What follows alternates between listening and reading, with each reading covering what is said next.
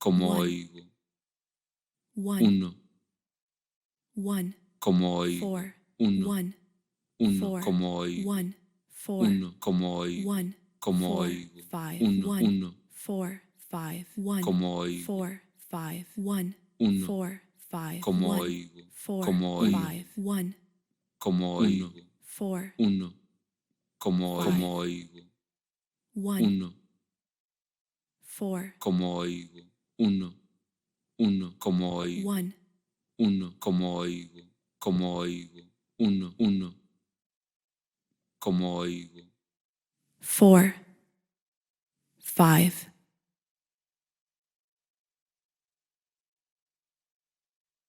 How do I see? que se desvanece poco a poco, que se desvanece Next to me, there is a big ocean screaming. que se desvanece poco a poco, Five.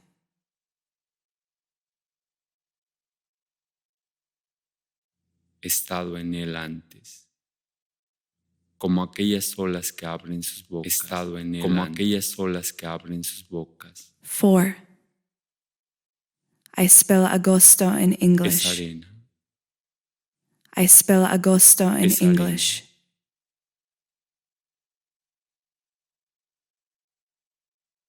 Where words come fast as a car que gets se through the desvanece streets. poco a poco, que se I want to desvanece. throw Miro al up. techo I'm con traveling fuerza. fast. Five. I Sometimes really I hate hate what when I I study feel guilty. guilty. I feel guilty. How do I I want to throw up. Miro al techo cuando I am estaba sitting sentado. on throw up. I have to leave. Traveling fast. I want to throw up. It is full of advertisements. How do I? I am on my bed. Making noise. I am on my bed. Next to me. There's a how do I ocean?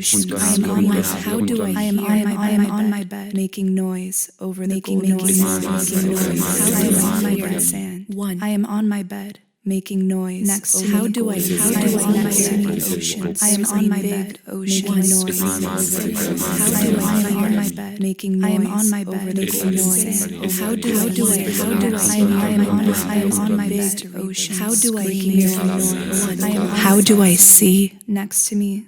Miro al techo cuando I should do it more. How do I read? I can't take it anymore. Shame. I can't take it. I should do it more. Sometimes it is full of advertisements. Next to me, I am sitting on that bed. How do I hear? Scream so tired. How do I read? Everyone's arrogant. Sometimes I really next to what I studied. There's a big. How do I hear? In front of a whale opens its mouth, swallowing tons of fish. How do I next to me? A lot of kids are how do I next to me? A lot of kids noise. How do I a whale? A lot of kids. I am on my bed. I've always I am on my bed making noise. How do I? A lot of kids are next to me. The bed is noise. How do I am on my bed? The bed is I am on my bed. The bed is I am on my bed. How do I? The bed is lying. A lot of kids. How do I making noise? Next to me. Arrogance. The bed is lying. Next to me. There is a making noise. Making noise. I am on my bed. I've always hated the ocean. A whale opens its mouth. One. The bed is lying. How do I making noise? One. One. The bed is lying. I am on my bed. I am on my bed. I want to go back to that place. Opens. I am sitting in the middle of nowhere. A whale. The bed is lying without shame. How do I swallowing? I have to leave this city. How do I hear? How do I read? How do I see? Here. Over the golden sand. In sand. Big ocean screaming. Swallowing tons of fish.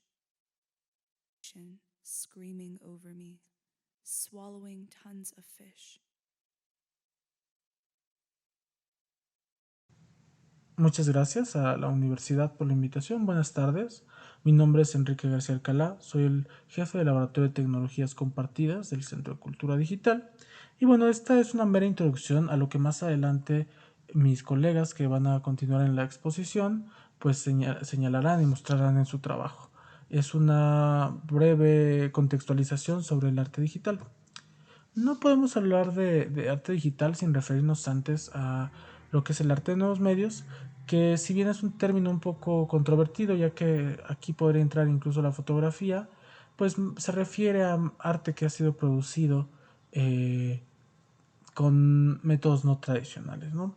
Y dentro de esto entra el llamado arte digital, que es el arte hecho con ceros y unos en nuestros computadores, en otros dispositivos electrónicos. Es por eso que yo le llamo que están construidos con electricidad y silicio, ¿no? O sea, el silicio siendo este material que nos permite tener componentes eléctricos y que se energizan con electricidad y nos permiten crear todas estas lógicas tan complejas que encontramos en la palma de nuestras manos, enfrente de nosotros en el monitor, en nuestra computadora, que justamente constituyen sistemas informáticos. Esto visto desde un punto de vista general, pues sistemas informáticos que procesan información, que tienen una entrada y me van a dar una salida, ¿no? Yo puedo teclear algunas cosas y convertirlas en música, como lo podríamos ver en el ejemplo, con el ejemplo de la pieza que previamente ya hemos visto, ¿no? Es justamente es un tipo de expresión que se llama live coding, en donde código en tiempo real está siendo convertido en sonido, en imágenes, en video, en gráfica.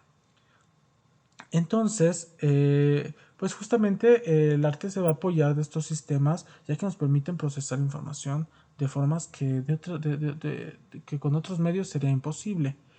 También es un gran terreno para la interdisciplina, ya que vamos a ver cruzados los quehaceres no solamente de artistas, sino también de científicos, eh, en distintas ramas del conocimiento, en gente de humanidades, investigadores de toda disciplina, ¿no? Y justamente, no exclusivamente en el arte digital, pero sí podemos ver que sí estos medios facilitan este tipo de interacciones. Y pues simplemente ir un poco hacia pues un contexto histórico, ¿no? Recordar de qué forma surge este tipo de expresiones. Recordemos que las primeras computadoras no eran accesibles como nosotros las conocemos hoy en día, sino eran computadoras muy grandes que abarcaban cuartos enteros y su manejo era más complicado. Solamente se encontraban disponibles en universidades y laboratorios y de forma natural los investigadores y alumnos que tenían acceso a ellas empezaron a experimentar también en el poder hacer una propuesta estética a partir de esto, ¿no? El poderle dar órdenes a la computadora, algoritmos, que tuvieran una salida que podía ser gráfica. Por ejemplo, aquí estamos viendo un ejemplo en el cual fue de los primeros ejemplos que se hicieron de poder tener gráfica a partir de instrucciones en una computadora. Estas órdenes se mandaban a un plotter y el plotter hacía estos gráficos, y en el cual se le dejaba a la máquina algún rango de decisión con simple probabilidad del poder decidir entre una dirección u otra, lo cual también nos lleva a plantear un poco hacia lo que conocemos hoy como arte generativo. Tiempo después, los artistas comienzan a acercarse a las universidades porque reconocen en estos medios una gran oportunidad para poder expresar cosas que de otra forma no serían posibles. Y pues después, ya conocemos la historia, hacia los 80 el desarrollo de computadoras personales y su extensión que nos permea hasta hoy día, pues van democratizando de forma lenta, pero van haciendo más accesible estos medios de producción de arte. También cabe recalcar que en los 90 la implementación de lo que hoy conocemos como Internet, pues también viene a abrir cosas que incluso hasta el día de hoy siguen resonando, ¿no? El poder tener no solamente salas de exhibición físicas, sino que habitar lo virtual también se convierte en una opción. procesar imágenes, para poder saber qué es lo que está viendo una computadora. También es un campo que es muy vasto y que hoy en día ya se está utilizando en las artes para generar nuevas propuestas. Y pues nada, esto solamente era una breve introducción sobre dónde estuvimos y dónde estamos y un poco hacia dónde vamos, que creo que sería una buena pregunta para poder charlar con mis colegas que a continuación van a hablar. Muchas gracias.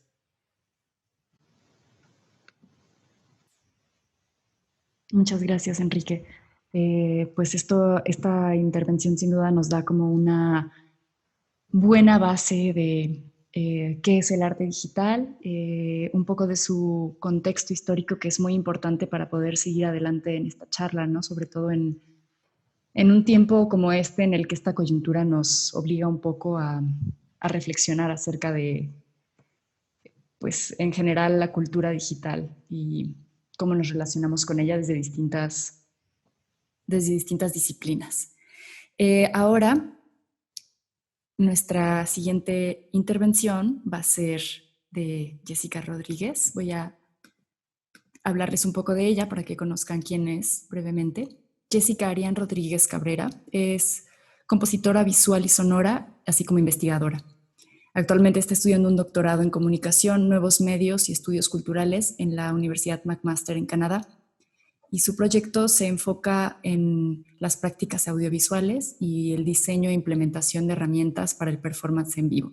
Bueno, ella es una de las autoras, coautora de la pieza que vimos y bueno, tiene distintos estudios, maestría y diferentes diplomados en artes y es también cofundadora de Andamio, que es un espacio de colaboración que desarrolla proyectos de performance, educación e investigación. Adelante, Jessica. Hola. Ok, entonces, bueno, mi intervención va un poco direccionada a como la creación de herramientas dentro de medios digitales y para arte, básicamente. Y también quiero hablar un poco sobre, bueno, qué es ser mujer dentro de las artes digitales, ¿no? Dentro de la música experimental, dentro del video experimental, y básicamente cómo algunas agrupaciones en México, porque voy a hablar nada más de México, pero también pasa en otros países, están tratando de contrarrestar como ciertas dinámicas que hay en las artes digitales o que hay básicamente en la tecnología y el arte. Entonces, bueno, voy a compartir mi pantalla, voy a explicar un poco la interfaz que vieron, que es esta, la estábamos haciendo cambios entre Luis Guzmán, que va a hablar en un momento, y yo. Y bueno, como decía Enrique, esto es básicamente live coding en el que se enseña el código.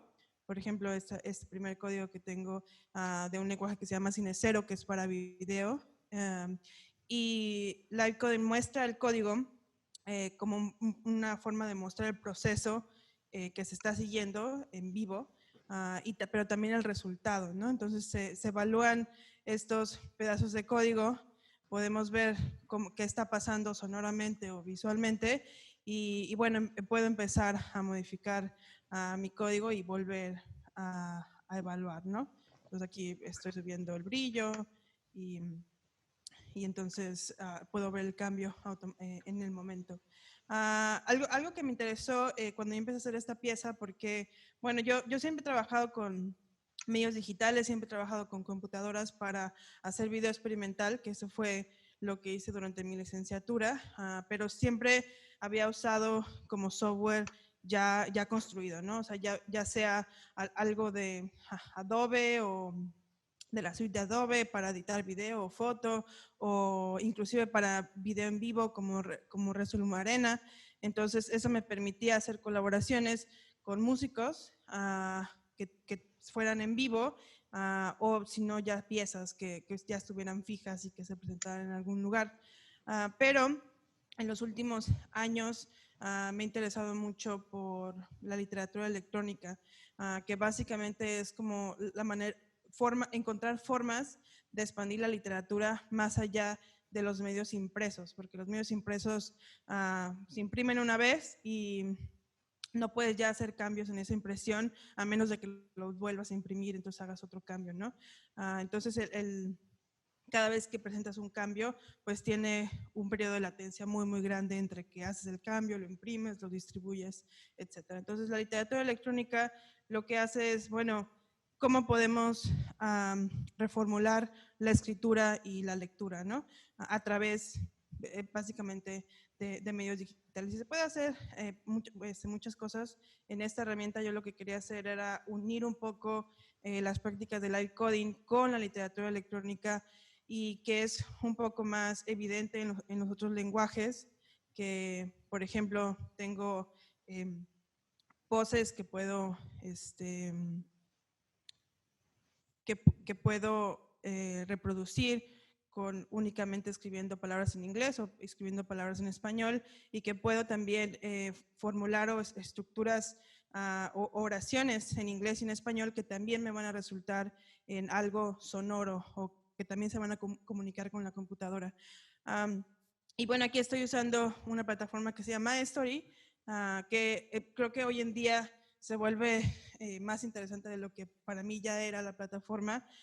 Soy parte del equipo de investigación en el que estamos creando esta plataforma con el profesor David Ogburn acá en Bankmaster, y es una plataforma para colaboración en vivo, en donde básicamente tienes varios editores. En este caso tengo 3 editores, y yo puedo escoger alguno de los lenguajes disponibles para esa caja de texto y empezar a improvisar con cualquiera de estos lenguajes, ya sea que hagan sonido, por ejemplo, Minitadal nada más hace sonido, o ya sea que hagan las dos cosas, puntual hace las dos cosas, o Cinecero solamente es video. Y bueno, como mencionaba, Luis se metió, o sea, es una plataforma en la que puedes entrar aquí. De hecho, usted, si a alguno le interesa, puede entrar, es story.macmaster.ca, y se pueden ir a la, bueno, aquí le puedo ver, se pueden ir a la parte de modo solo para que ustedes hagan individualmente en su computadora algo, o se pueden ir a la parte de colaborar, donde se pueden crear ensambles para que muchas personas entren y colaboren. Y ¿por qué digo que se vuelve importante esta plataforma, o más relevante hoy en día? Porque debido, obviamente, a las circunstancias actuales, en donde no te puedes mover, en donde, por ejemplo, yo estoy aquí en Canadá, Luis está en México, obviamente yo no puedo viajar, aunque no fuera por el coronavirus, de todos modos no puedo viajar cada fin de semana, pero aún así puedo seguir colaborando con Luis dentro de esta plataforma, ¿no? Nos conectamos al mismo tiempo, empezamos a improvisar, cada uno con el lenguaje que quiere, y así se puedes tener gente de varios países dentro de esta misma plataforma, que hace que la latencia entre el cambio que haga Luis y mi cambio se haga muy, muy corta, así de segundos o milisegundos, entre el cambio que hace Luis y cómo yo lo estoy viendo en mi pantalla. Casi siempre está conectado con el internet, o las particularidades de la computadora o del internet, pero hace que la latencia se baje, ¿no? Entonces ya puedo colaborar, o puedo compartir mi pantalla mientras yo estoy haciendo cambios, y comparto mi pantalla para que alguien lo vea en otro lado. Y bueno, por eso una de las cosas por las que me interesó hacer esta pieza dentro de la plataforma de Story, bueno, fue un incentivo personal para poder aprender como parte de mi trabajo de asistente de investigación, pero también era porque yo presentaba esta pieza en Morelia, la presenté en septiembre en el Centro Clavijero, y yo no iba a poder estar ahí el tiempo en el que la pieza iba a estar, ¿no? Entonces no podía estar haciendo cambios en el lugar. O sea, como que bueno, ¿cómo puedo hacer cambios desde aquí para que se puedan visualizar o se puedan escuchar en México? Entonces, esa fue una de las formas en las que yo me metí a ese tipo como de plataformas, que básicamente es trabajar con códigos de programación para crear tus propios lenguajes, para crear esta interfaz que ya existe. Y bueno, también como que esa es la otra parte que quería hablar muy rápido, fue una forma también de empezar a involucrarme más en la parte técnica. Entonces, quien ha vivido, por ejemplo, se ve mucho en la música, porque yo estuve mucho tiempo trabajando en el CEMAS, y se nota mucho en la música, por ejemplo, la relación entre los músicos y y la gente y los técnicos de audio. Entonces siempre hay una pelea porque el técnico de audio dice que el músico no sabe, y el músico sí efectivamente luego no sabe la parte técnica de conectar cables, de todo. Entonces ahí hay una como relación de poder que está embebida ya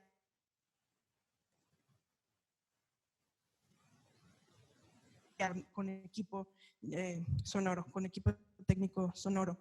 Entonces ya hay una relación de poder, pero luego metemos la capa de género, ¿no? Entonces, ¿qué pasa cuando no nada más hay una relación de poder entre un hombre músico y un hombre técnico, que generalmente son hombres los técnicos, sino entre una mujer que es músico, una mujer que es compositora, con un hombre, ¿no?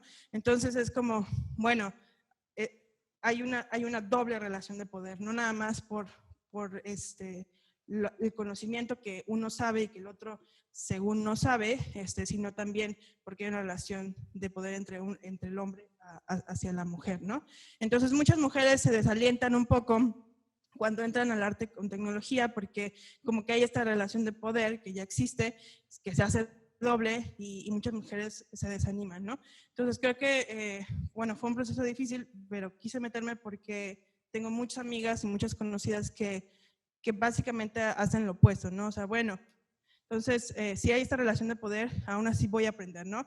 Y básicamente aprenden con estructuras de hazlo tú mismo, haz herramientas, aprende tú misma, haz herramientas para generar lo que quieras, y empieza también a compartir ese conocimiento con los otros. Entonces, creo que por eso es la razón también que empecé a crear mis propias herramientas en lugar de usar otras estructuras ya construidas o ya imaginadas por otros.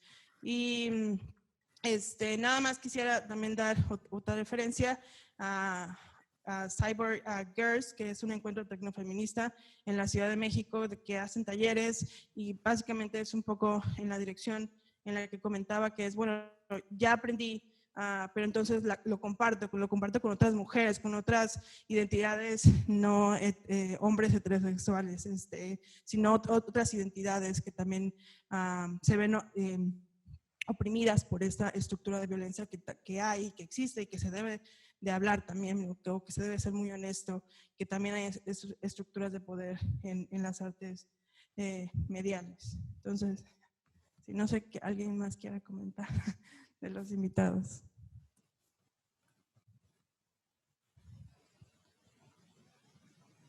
Muchas gracias, Jessica. Creo que este tema es súper importante de abordar también cuando estamos hablando de arte digital. ¿Estás escuchando?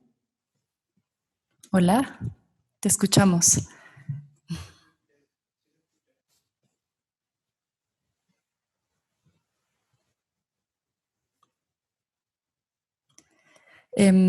Bueno, y creo que también es muy importante la posibilidad que nos brinda el uso de la tecnología en el arte, y como bueno, que siempre se ha hablado, ¿no?, de esta promesa del Internet de democratizar y generalizar el conocimiento y las herramientas, ¿no?, que luego las estructuras en la realidad funcionan distinto. Entonces, todas estas expresiones que también han sido posibles a través del arte en los medios digitales, pues son muy ricas de abordar, ¿no?, de distintos sectores que en otros momentos y en otras artes no han tenido acceso o posibilidad de este tipo de contenidos. Entonces, también un poco para hablar de esto, me gustaría en este momento invitar a Luis Guzmán, y lo voy a presentar.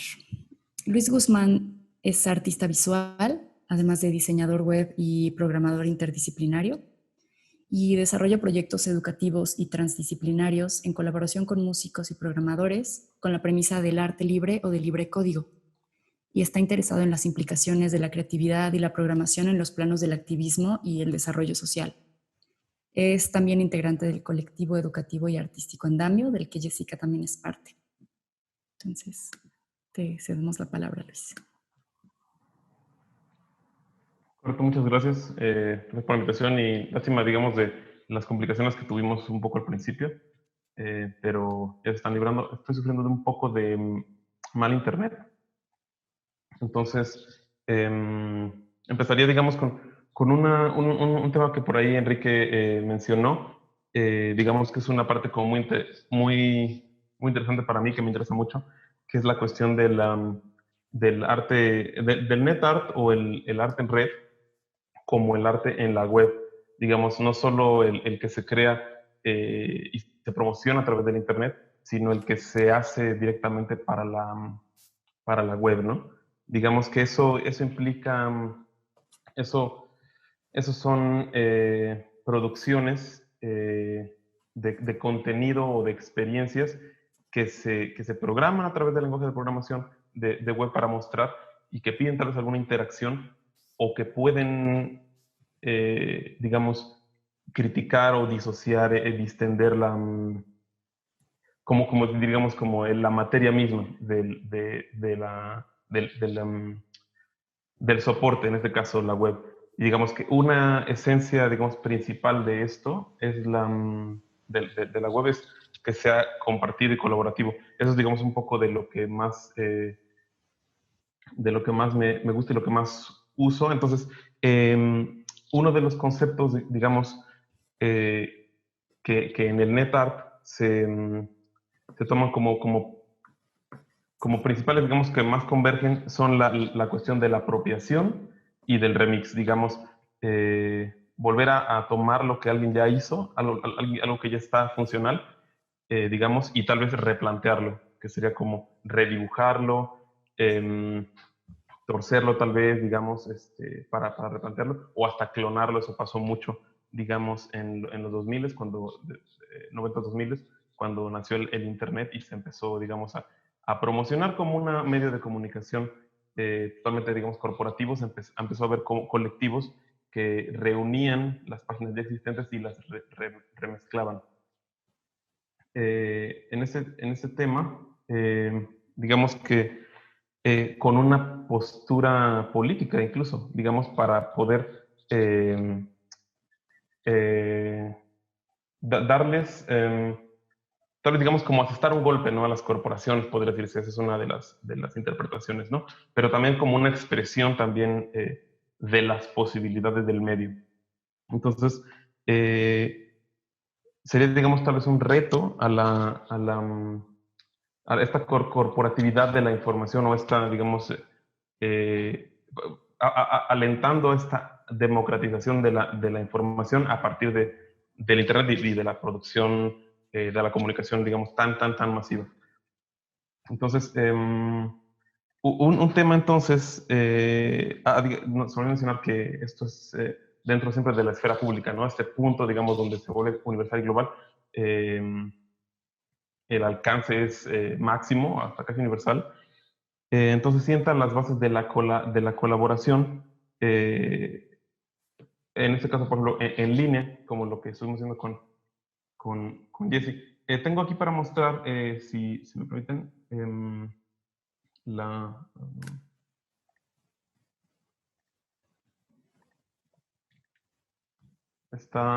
sí, digamos, digamos, me gusta mucho mostrar estos ejercicios porque con Jessica, digamos, y varios colaboradores hemos siempre hecho sí, como un esfuerzo por trabajar. En este caso no es de manera, esta es la primera vez, digamos, que trabajamos en línea, de un canal a otro, pero en todas las ocasiones anteriores siempre hemos colaborado entre múltiples artistas, digamos, los ejecutantes, los compositores, digamos, los que proveen la voz y la lectura, o incluso el escrito.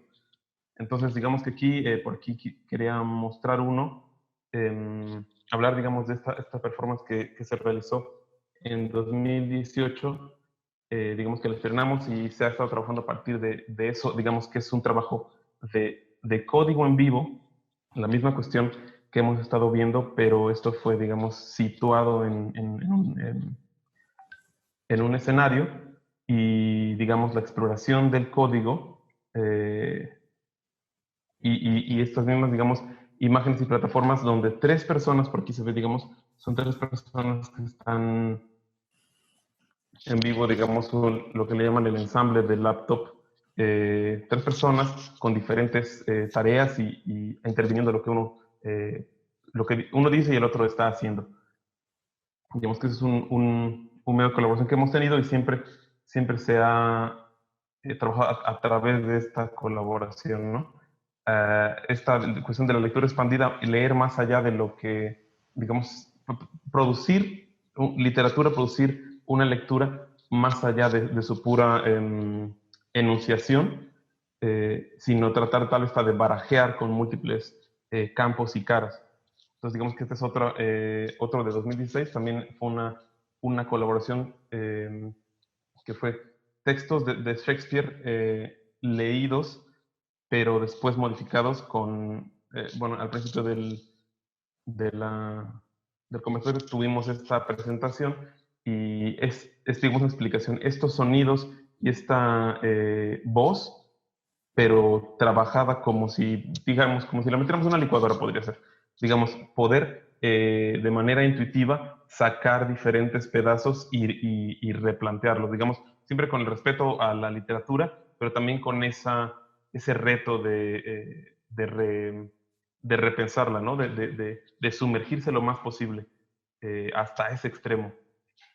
Entonces, digamos que eso sería lo que compartiría. Si hay algún comentario, ahorita podríamos tratar cuestiones de licencias acerca del copyright y los temas que se derivan de esta cuestión de la colaboración. Muchas gracias, Luis. Creo que también estamos en un momento muy interesante en el que tenemos toda esta convivencia de distintas expresiones artísticas y la posibilidad de distintos niveles de realización, ¿no? Distintos niveles de realización. No solo tenemos las artes, por llamarlas de alguna manera, tradicionales, sino también los medios digitales, todos los avances tecnológicos nos permiten una convivencia y una colaboración también con el arte que ya existe, con el arte que se puede revisitar en otros momentos.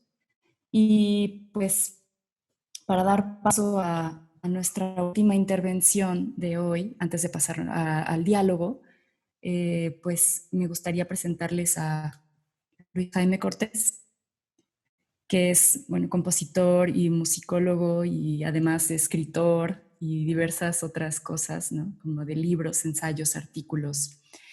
También tiene una gran labor educativa en el terreno de las artes.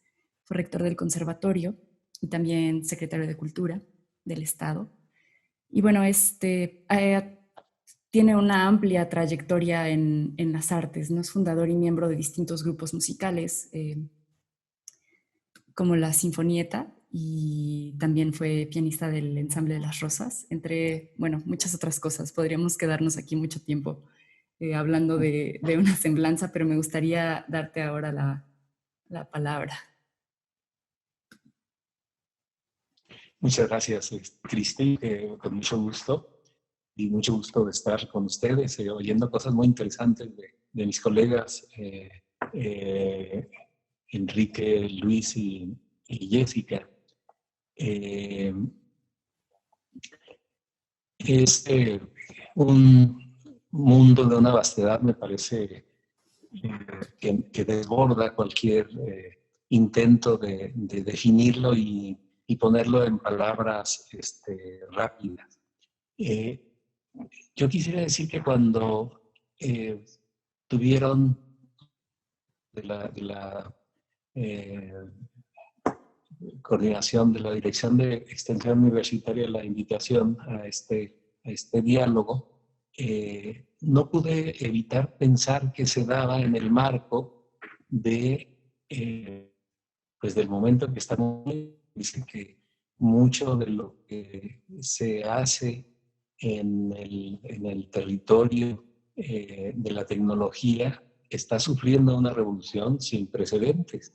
Creo que cosas que pensábamos que podrían ocurrir o que eran interesantes tecnológicamente, que el arte tenía, digamos, posibilidades nuevas en ciertos territorios, hoy, con lo que nos ha planteado la pandemia y el uso de la tecnología asociado con ella, me parece que ha venido a hacernos avanzar una década, por lo menos, en diversas cosas. Y voy a poner solo algunos ejemplos en los que he estado pensando. Creo que mis colegas han hablado muy bien de la producción de arte. Es muy interesante el primer ejemplo de código en vivo, que a mí yo siempre admiro mucho a quienes son capaces de hacer eso. Yo tengo la impresión de que aunque lo intentara no me saldría. Se requieren unos conocimientos y una mente de una agilidad muy especial, pero es una forma fantástica de usar la tecnología para un tipo de creación que además reúne personas en distintos lugares, incluso en distintas partes del mundo, que es como de ciencia ficción, ¿no? Los jóvenes, los muy jóvenes, no sé si los millennials que ya empiezan ya, creo que ya recuerdan los teléfonos todavía que tenían una ruedita que giraba. La siguiente generación ya nace y ve la tecnología y piensa que el mundo es así, que el mundo ha sido así desde los griegos, ¿no? Y pues lo interesante es darnos cuenta de esas novedades y de esas cosas que se están poniendo en el camino. Uno de los temas que me ha impresionado mucho últimamente es, bueno, decía ellos, mis colegas hablan de la producción muy bien, de la producción en línea, de la producción en tiempo real.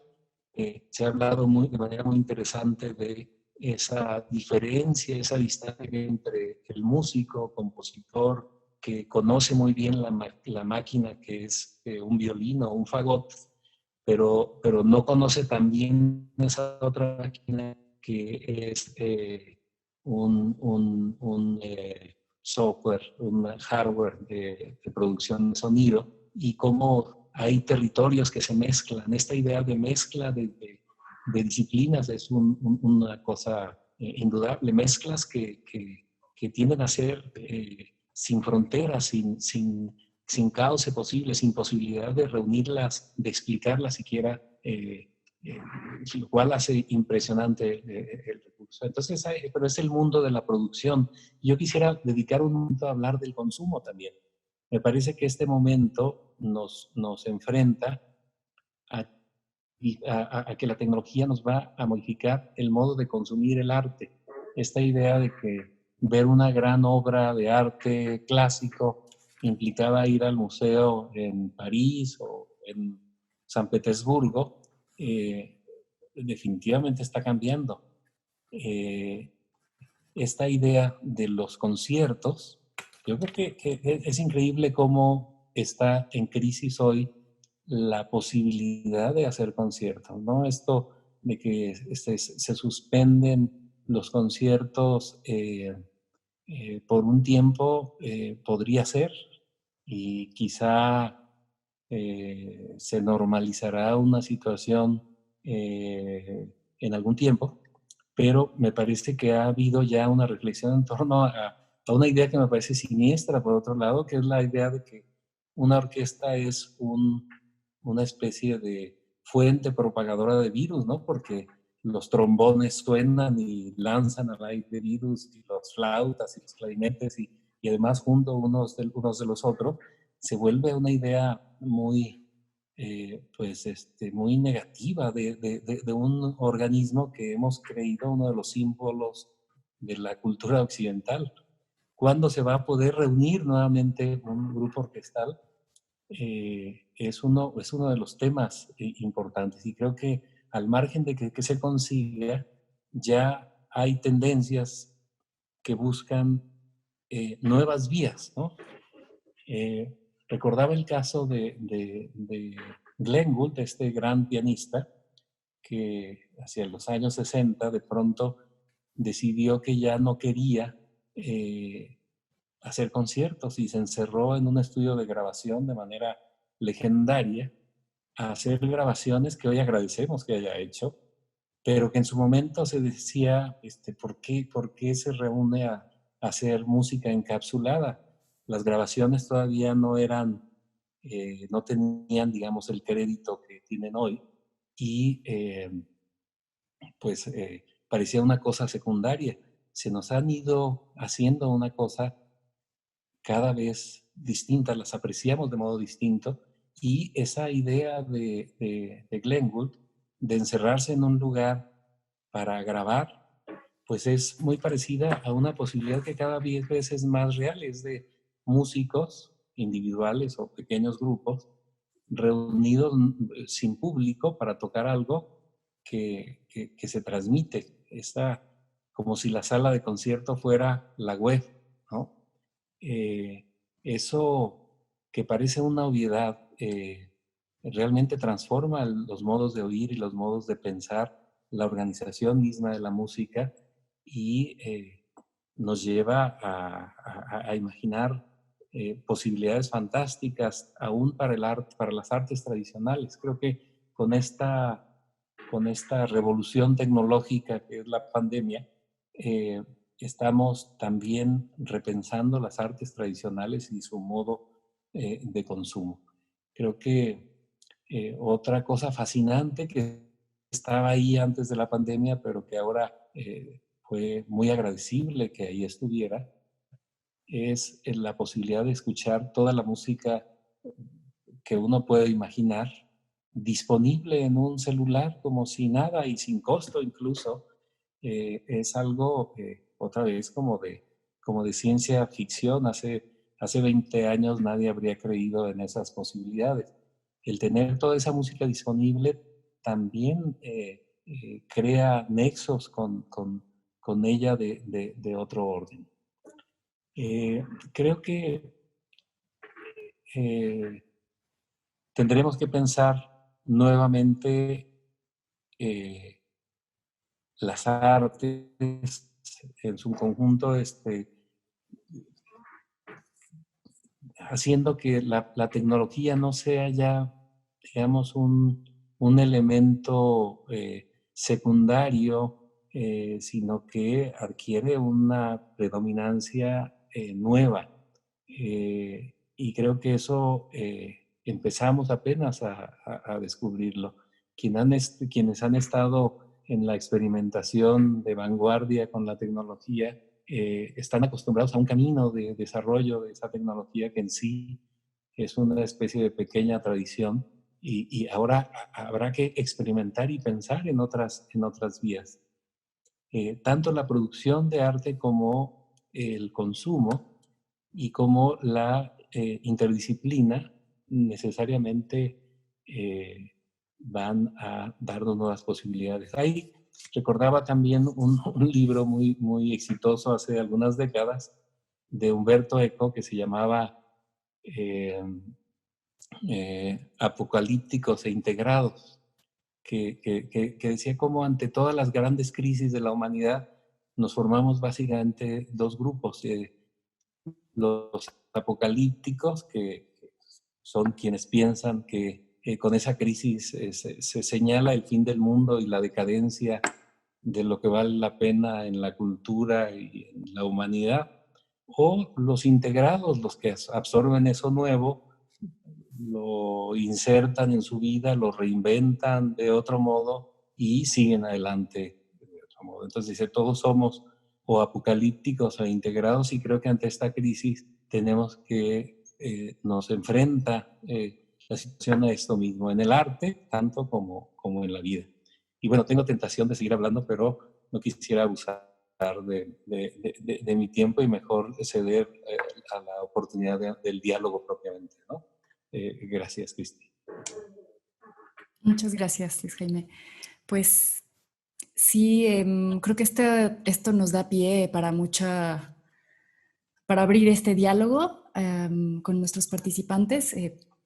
Pues a mí me gustaría proponer que hemos hablado un poco del contexto y de prácticas específicas, de algunas expresiones que existentes que posibilitan muchas cosas, y también de haciendo esta reflexión acerca de en que en realidad en este momento en el que estamos todas las artes son artes digitales forzadamente.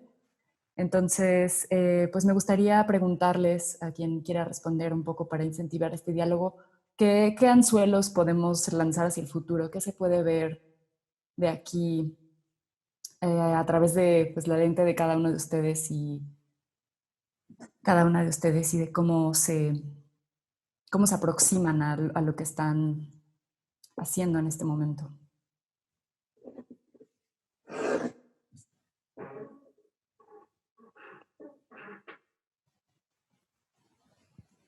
Ok. Bueno, me gustaría agregar que, bueno, como dice el profesor Luis Jaime, creo que, bueno, todo está cambiando porque nos hizo cambiar, nos hizo dejar de perderle miedo a la computadora a algunas personas. Mi mamá, por ejemplo, no sabía hacer una videollamada, ahora la tiene que hacer para poder trabajar. Entonces, creo que sí hizo que la gente se repensara, ¿no?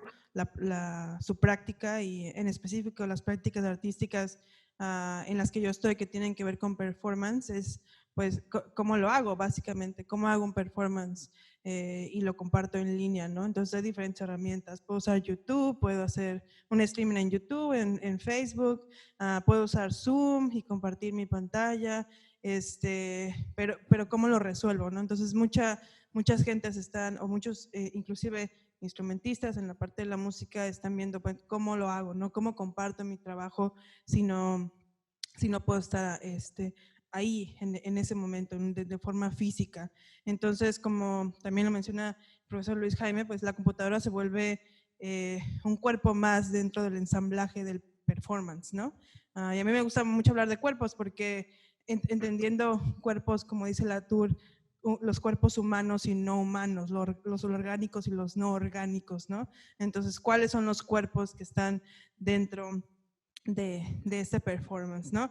Entonces, bueno, estoy yo como un cuerpo humano, pero también está la computadora como un cuerpo tecnológico, que también tiene sus reglas, que yo tengo que, entre yo y la computadora tiene que haber una cierta comunicación para poder producir algo, ¿no? Si metemos a más gente, por ejemplo, yo colaboro mucho con Iracema Andrada, que es una chelista brasileña mexicana. Bueno, ella es un cuerpo, ¿no? Otro cuerpo que se agrega al ensamblaje. Su cello es otro cuerpo con sus propias reglas, con sus propios sonidos y con sus propias texturas e imágenes que se pueden crear. Entonces, sí creo que es importante ver las computadoras como cuerpos que también aportan cosas, ¿no? O que aportan dinámicas, pero también creo que no hay que romantizarlas, porque pasa mucho con los artistas digitales. A veces romantizamos mucho las tecnologías digitales cuando, por ejemplo, hoy en día necesitamos contacto físico, necesitamos contacto en un lugar, ¿no?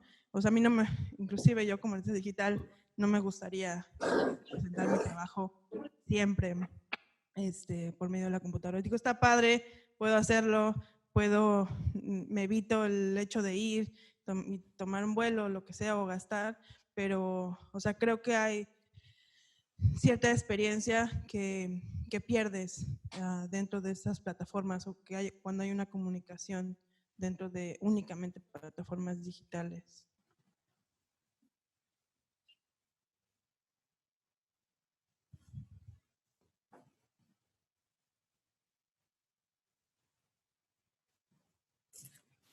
Sí, me parece como que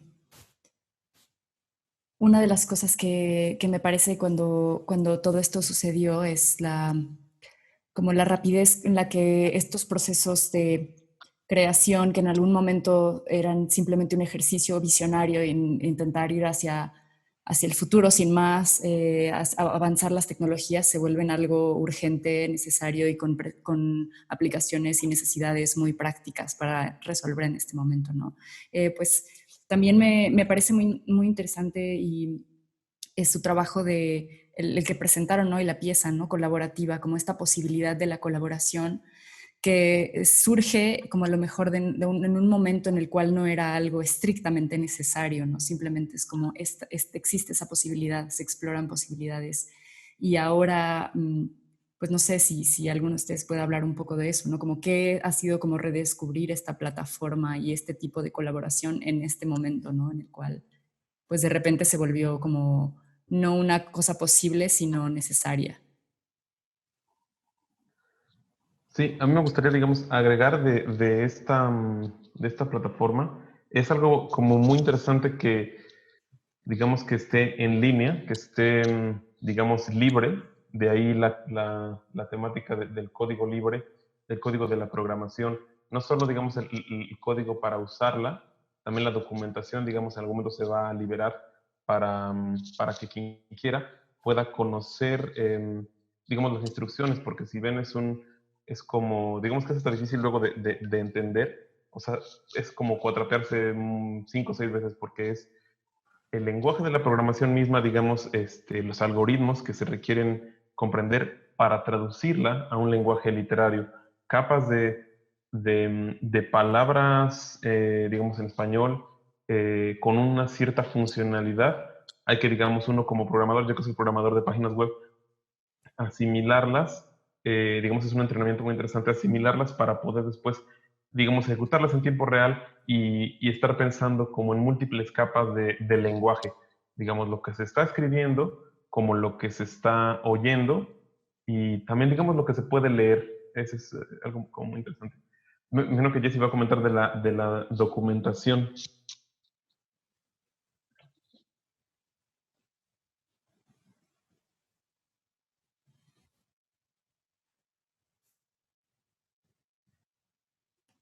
Ok.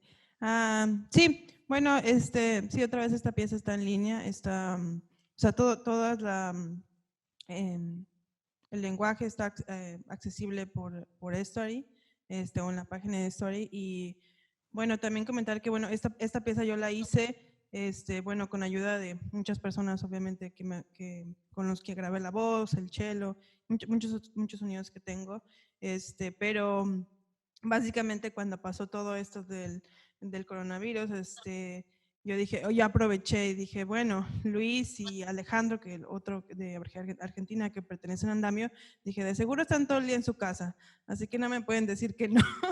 Y los voy a jalar a que presentemos la pieza más bien de forma colaborativa y no yo sola, ¿no? Porque aparte es muy difícil, hay como una sintaxis del lenguaje muy específica en cada uno y luego una palabra en uno hace cosas diferentes en otro.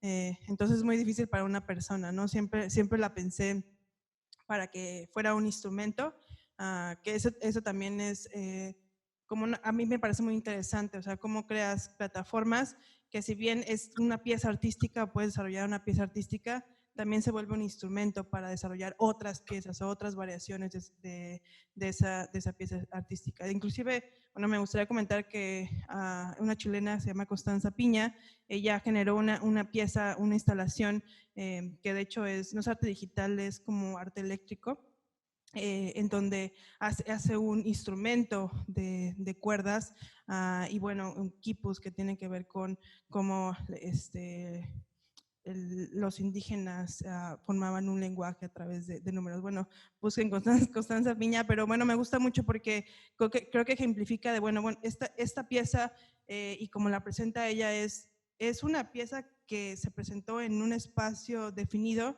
pero también es un instrumento, ¿no? También puedo tocarlo y también se puede convertir en otra cosa.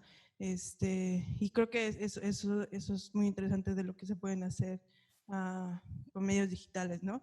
Que puedes hacer, que puedes pensarlo más allá de algo muy específico y personal que quieres y dejarlo libre también, un poco decir, pues está bien que otros lo usen, o sea, no tengo yo que ganarme todo el crédito siempre, ¿no?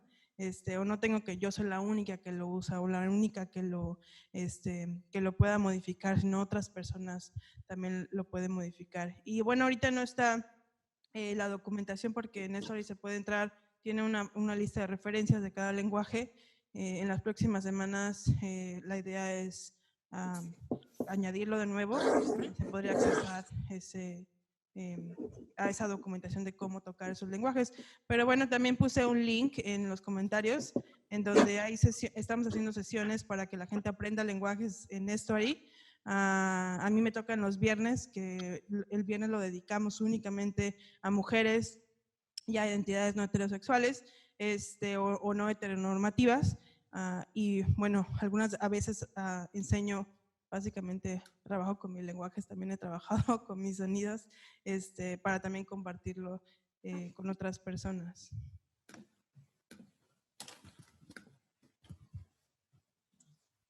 A mí me gustaría justo resaltar esto que ha dicho tanto Jessica como Luis. Creo que un poco sobre esta parte que tú hablabas, Cristina, sobre anzuelos, creo que pasa algo pues muy particular. Bueno, no sé si es particular en realidad para las artes digitales, pero creo que hay muchas comunidades alrededor de distintas plataformas de creación para arte digital que justamente tienen este tipo de dinámicas en donde son abiertas, en donde son libres, lo cual las hace accesibles a distintos niveles.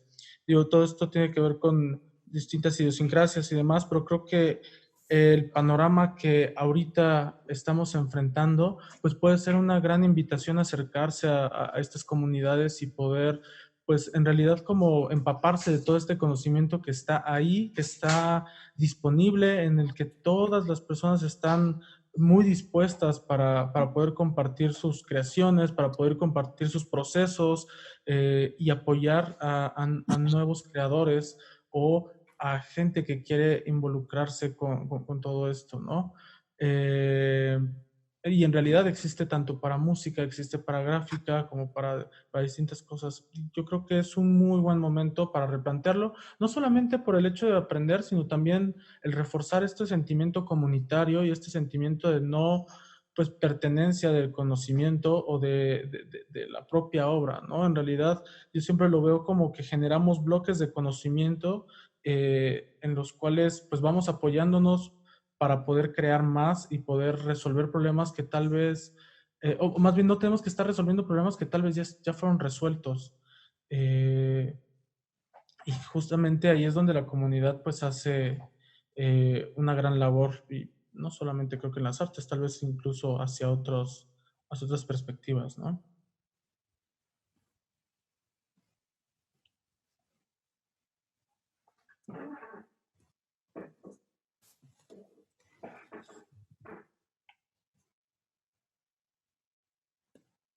Sí, adelante, Luis Jaime. Sí, muchas gracias.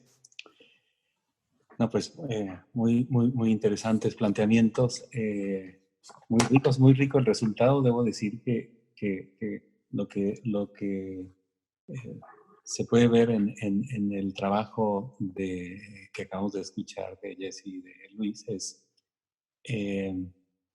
no solo, digamos, la posibilidad de hacer una interacción a través de código en vivo, que también es alucinante la idea de convertir la codificación de programación, un código de programación, convertirlo en arte. Eso es, digamos, todo un fenómeno. Sino que hay una mezcla de muy distintos recursos tradicionales al final, como el video, que está bien, o la fotografía en movimiento, que está ahí. Pero me parece muy interesante también la mezcla con la literatura, con la poesía, porque evidentemente hay un trabajo de poesía ahí, de poesía con música, con imagen en movimiento, es decir, con algo teatral además involucrado. Estas mezclas son increíbles, son parte de las cosas que tenemos que pensar de otra manera. El teatro, digamos, la imagen fotográfica hace unas décadas parecía que no podría ser un arte digital y fue avanzando, hubo unos pocos pioneros que dijeron que sí, y hoy la fotografía es digital, punto.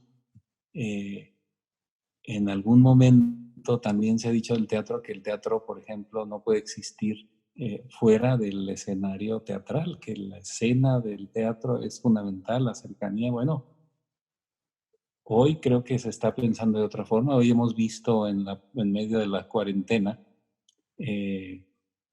apuestas teatrales novedosas que omitan el espacio tradicional del teatro. Probablemente estamos asistiendo a otro modo de ver el teatro y esas posibilidades se involucran con, con las búsquedas más heterogéneas.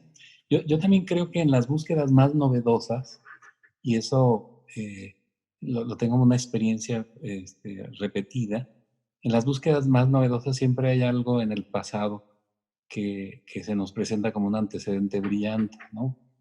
Por ejemplo, estas mezclas de artes, se recordaba en algún momento de esta sesión, los encuentros de John Cage con Bob Rauschenberg, el pintor, y con Merce Cunningham, el bailarín y coreógrafo, y que en los años 40 decidían, con una visión extraordinaria, decir hacer una obra conjunta, y en lugar de ponerse a planear, a pensarlo, le ponían una fecha, y ese día llegaba cada quien con lo que había decidido hacer sin haber tenido contacto con el otro y a ver qué resultaba. Esas mezclas son fantásticas y las tenemos como un ejercicio permanente, como una idea actual, digamos, que involucra búsquedas que no necesariamente son tecnológicas.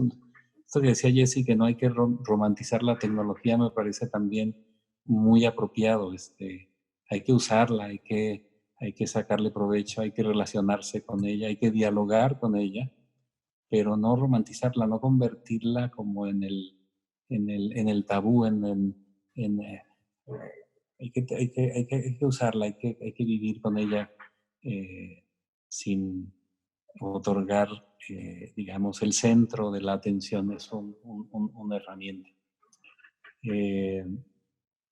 Creo que lo que noto hacia lo que sigue, hacia los años que siguen, hacia los meses que siguen, es necesariamente una reinvención de espacios de consumo, de prácticas de consumo que nos van a hacer no solo fortalecer las visiones más audaces de experimentación artística, tecnológica y no, sino también de pensar cómo consumimos eso. Eso normalmente no lo pensamos porque está dado de manera automática. Uno va a un concierto y el concierto es en una sala de conciertos y uno da por descontada la sala de conciertos. Hoy probablemente la sala de conciertos cambiará para siempre. Entonces, y así pasa igual en el teatro. Eso afecta a todas las artes escénicas y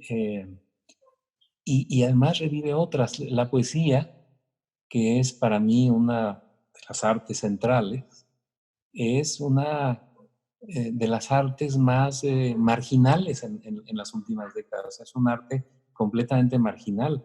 Los grandes poetas son seres marginales más que nunca quizá en la historia. Y estos ejercicios de reflexión, estas búsquedas artísticas nuevas probablemente nos vuelvan a poner a la poesía como un arte verbal sonoro ¿no? Eso me gustó también de lo que escuchamos hoy, la palabra escuchándose, ¿no? No la palabra leída, que es bellísima también, pero en primer lugar la poesía es poesía sonora, es palabra sonora. Y creo que esas mezclas que podemos encontrar nos pueden dar gratas sorpresas, no solo encontrando cosas nuevas, sino trayendo cosas del pasado de una nueva manera.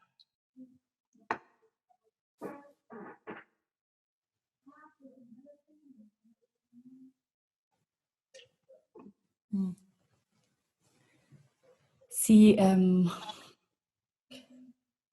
pues me hacían pensar en este momento en esto que hablaban de la romantización de los digitales y de la tecnología y y de los medios, como me gusta específicamente esto de arte en medios digitales, porque medios es una palabra que puede cambiar muchísimo y que no se refiere a algo en específico, ¿no? Como Enrique nos decía al principio, pues sí, en este momento de la historia se trata del silicio y de esta expresión que se ha ido descubriendo y avanzando, pero seguramente los medios en otro momento serán otra cosa, ¿no? Y el avance, pues no tenemos la seguridad de que para siempre sea tecnológico como lo conocemos en este momento, ¿no? Y eso de que los medios puedan irse intercambiando y que siempre el impulso hacia adelante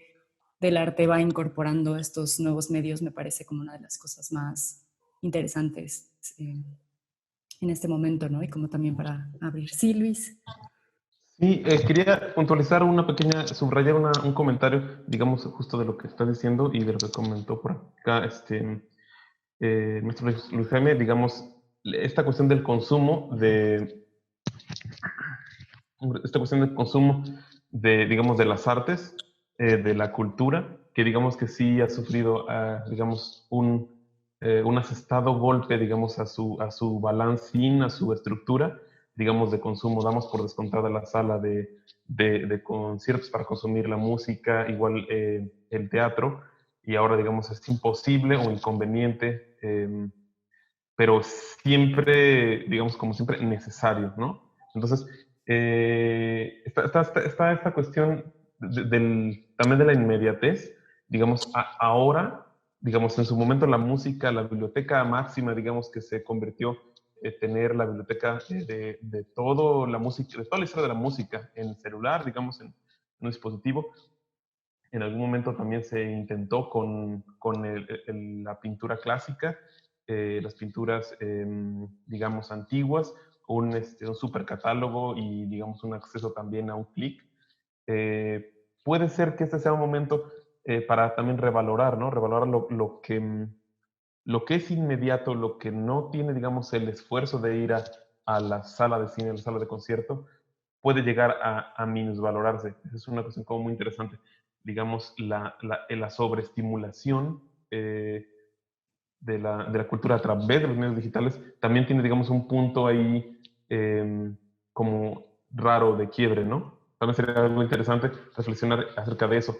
Está también la cuestión de comercialización, digamos, de muchas cosas, los derechos de autor, digamos que es algo muy, muy, muy válido por los medios, digamos, de producción actuales de cultura y arte, pero también está, digamos, la liberación de esos derechos, ¿no? También hay muchas modalidades en las artes, y esto hablaba de lo del net art y la historia, está basado en que el software y la creatividad, digamos, la creación de programas a veces se puede liberar a que cualquiera, estos son los ejemplos, los pueda usar.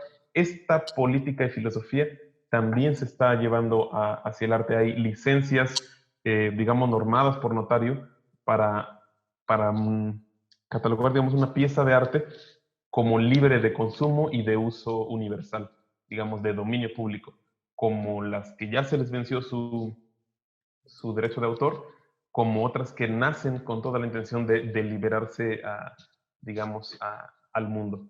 Esos son un par de puntos que se me hicieron interesantes, que se derivan de esto, del consumo, de la inmediatez y de los derechos o de los deseos de, tal vez, por un lado, de lucrar con el arte, por otro lado, de liberarlo a su, digamos, a su consumidor, ¿no? Esos son, digamos, puntos interesantes.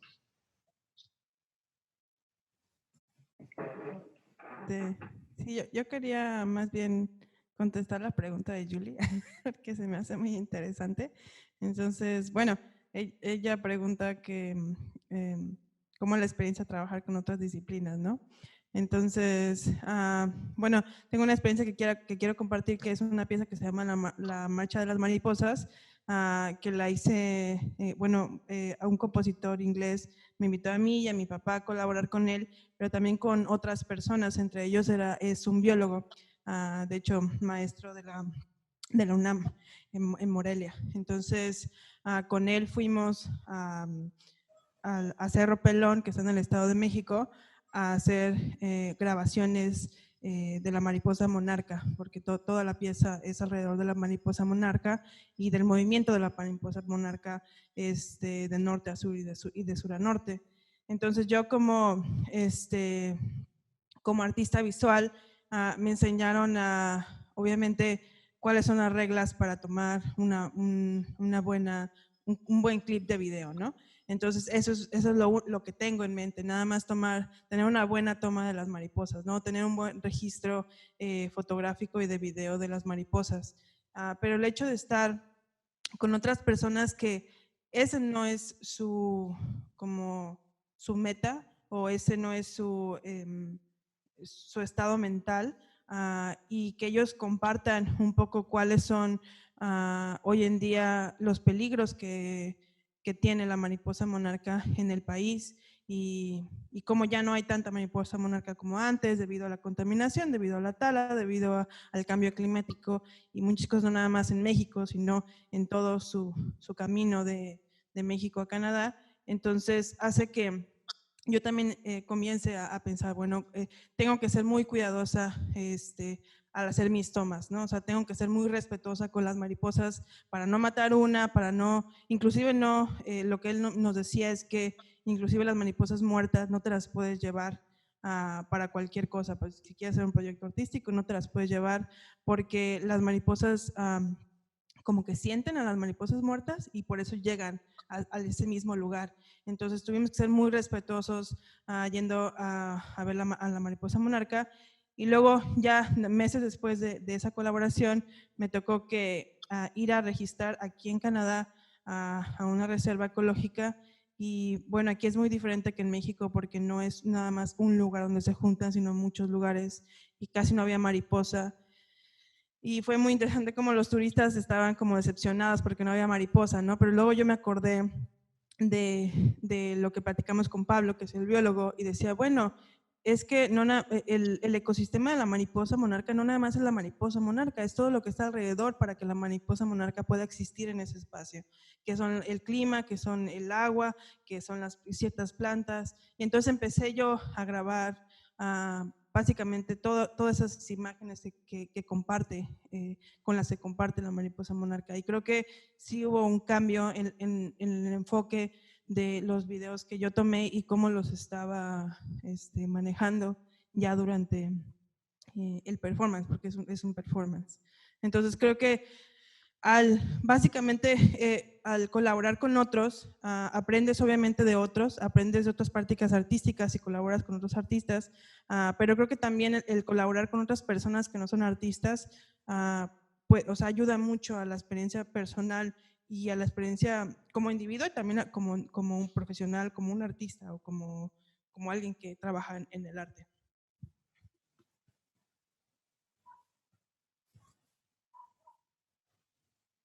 Muchas gracias. ¿A alguien más le gustaría añadir o alguna experiencia para esta pregunta de Julie?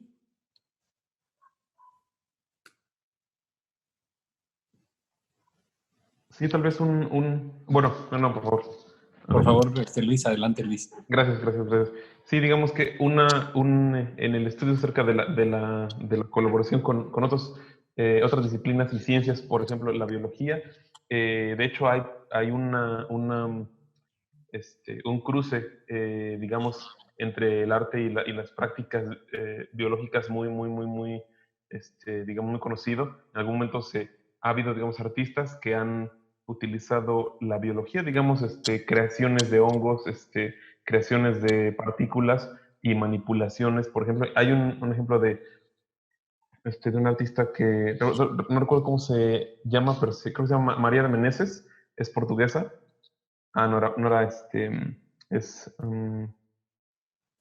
puedo leer los labios, digamos. Pero sí, ella es portuguesa brasileña y portuguesa, y lo que hace es manipula, digamos, el capullo de algunas mariposas muy específicas, digamos, con una pieza, digamos, nanoscópica para alterar el patrón del dibujo digamos, de las mariposas al crecer y les genera un patrón distinto al natural. digamos que eso tiene hasta unas implicaciones ahí medio críticas, ¿no? Es decir, ¿es correcto que lo haga? ¿Por qué, digamos, atenta con esa naturalidad de las alas, por ejemplo? Entonces, eso, digamos, es un punto de quiebre de, exacto, Marta de Menezes, y, y tiene esta serie de trabajos en los que, digamos, deja crecer plantas dentro de libros, dentro de mesas, digamos, y ha ido a investigar a los laboratorios. Digamos que esa es la parte más importante. Se ha ido a asesorar con laboratoristas, con biólogos, para poder hacer esas modificaciones y sabe, digamos, que no le altera en lo más mínimo esa modificación a la mariposa.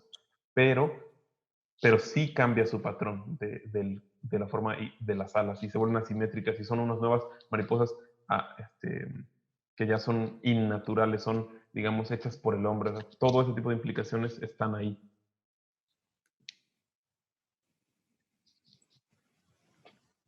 Sí, igual a mí me viene a la mente una pieza que justo presentamos en el memorial, el espacio que mencionaba en mi presentación. Era una pieza, muchas de las piezas que he realizado en colaboración más bien ha sido del lado técnico, más allá de la parte de conceptualización, más bien ha sido como esta parte de producción.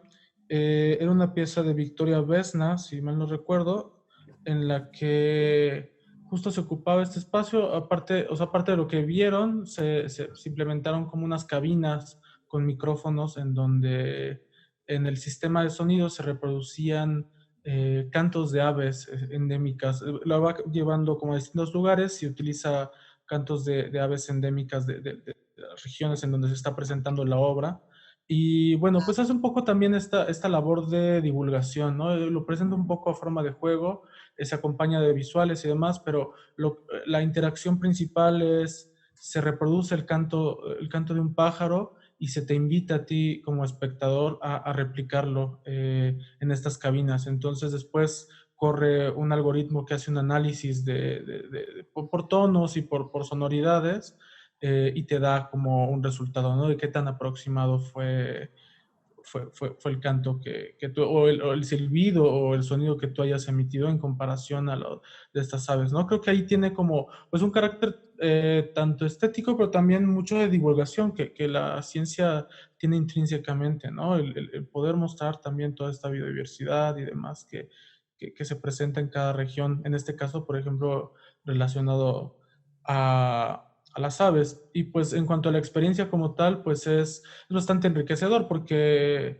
pues tal vez uno está muy centrado hacia ciertos procesos técnicos, hacia la programación, hacia pensar en resolver cosas, pero en realidad las piezas y el arte se nutren de todas de las experiencias de todas las personas involucradas y es igual de valioso. Justamente aquí es otra vez recalcando lo que también mencionaba Luis Jaime, es no romantizar esto y solamente nos estamos valiendo de esta herramienta para darle pues una nueva o una oportunidad distinta a todos estos materiales que aportan otras disciplinas.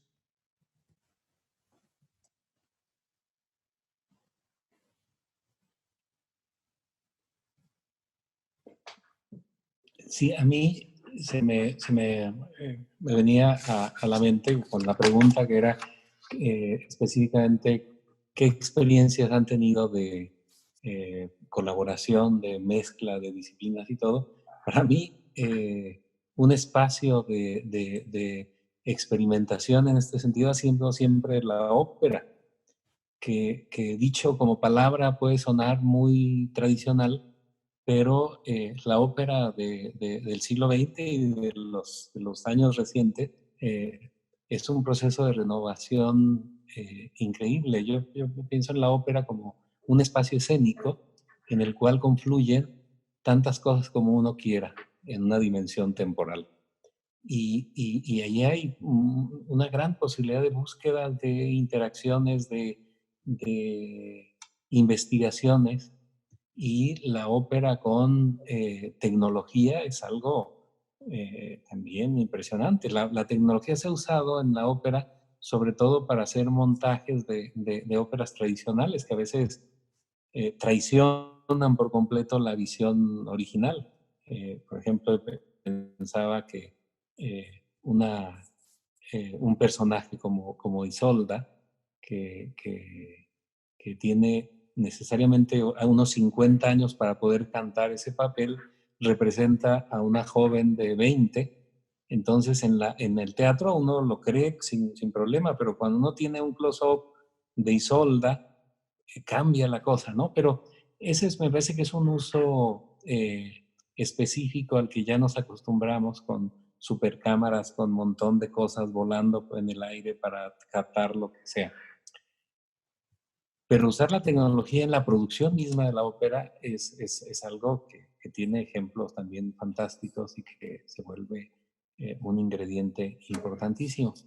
Pensaba también en otra reflexión, que a veces el usar la tecnología y el recurrir a la búsqueda, a la interacción con algunas áreas de la ciencia o de otras artes, es muy fácil perderse en el camino y convertir lo temático de la interacción en el centro del asunto. Y entonces, si uno hace algo ecológico, uno termina hablando de ecología y se convierte en un mal aficionado a la ecología o a un tema de política o a un tema específico. No es que me parezca mal si ese es el objetivo, pero a veces esa búsqueda estética se pierde en su materia, en la tecnología misma o en el tema que al final es fruto de la interacción.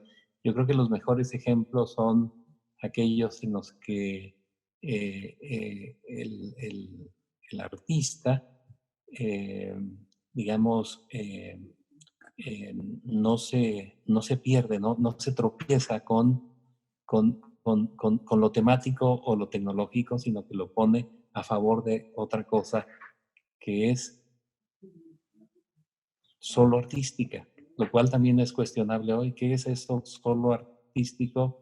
Pues no es fácil de definir, pero al final creo que de lo que se trata es de que cada artista lo defina de alguna manera.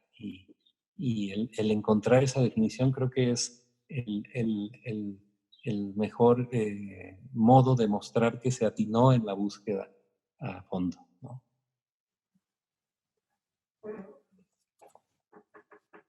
Muchas gracias.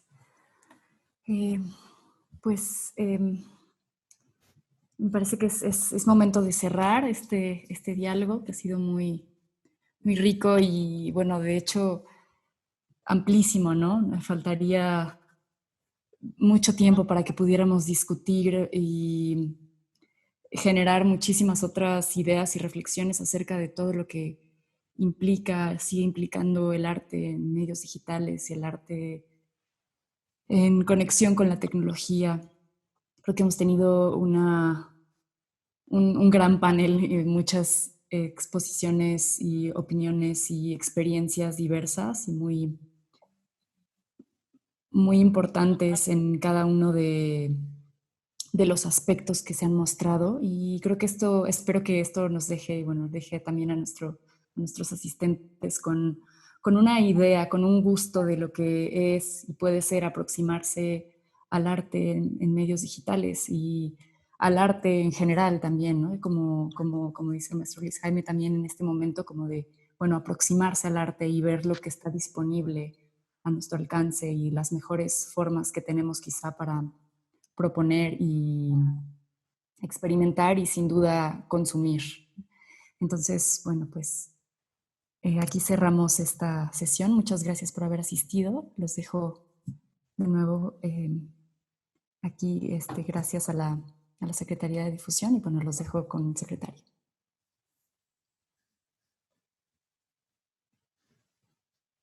Muchas gracias. Nuevamente, de verdad, una sesión muy enriquecedora respecto a estas visiones y reflexiones. Agradecemos, por supuesto, a quienes participaron: Jessica, Enrique, Luis Jaime, de verdad, muchísimas gracias por haber aceptado esta invitación, y esperamos seguir en otros espacios y en otras reflexiones porque nos hace falta mucho, me parece, estar con estas redes colaborativas, con diversos espacios como los que cada uno de ustedes está trabajando, y por supuesto que desde la Secretaría también señalarles que hay un ámbito, que hay un espacio donde estamos tratando de confluir. Entonces, allí estamos también, cuenten con ese espacio cuantas veces sea necesario. De nuestra parte, pues estaremos también allí siguiendo esta colaboración que hoy empieza. Muchísimas gracias, muy buenas tardes, y por supuesto a todas y todos quienes estuvieron en esta sesión, también agradecerles su presencia. Muy buenas tardes y hasta pronto. Maestro. Sí. Suerte. Hasta luego.